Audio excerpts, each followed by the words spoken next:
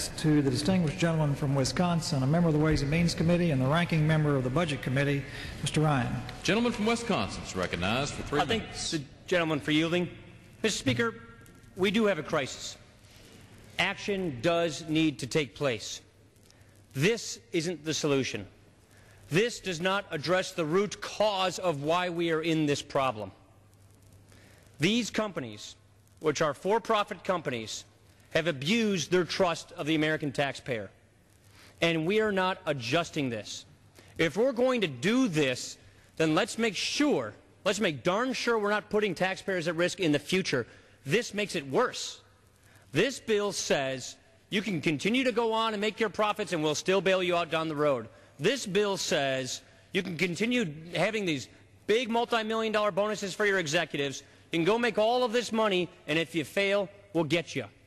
What this bill says, what Congress is saying today, that is if you're big enough, if you're politically corrected enough, then we will privatize your profits and we will socialize your risk. The taxpayer will bail you out.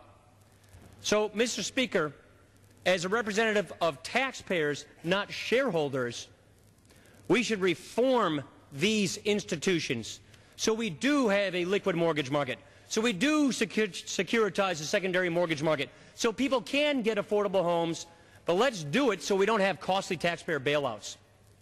This whole issue is about to put almost more than $1 trillion of debt onto our books, and yet we're going to let them continue to leverage themselves and kick this can down the road. We should be more responsible with taxpayer dollars. We should address this crisis, reform these institutions, so that we're not down this path 5 years from now. When I first came to Congress 10 years ago, I criticized these organizations, and everybody told me, you're wrong, they pose no risk. Well, here we are today. I just wonder, where are we going to be in 4 years, in 5 years, with the passage of this bill?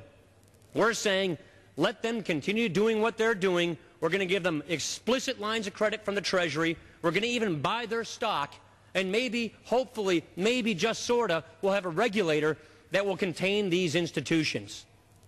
That is not responsible. We should reform these institutions now, either privatize them or publicize them, bring them into the government and make them government agencies, because after all, the taxpayer is going to be left holding the books on this bailout. Mark my words. We got to fix this. This is irresponsible. This is not the right way to do it. And what we ought to do is go back to the drawing board and make sure that this costly bailout isn't magnified down the road. With that, Mr. Speaker, I yield.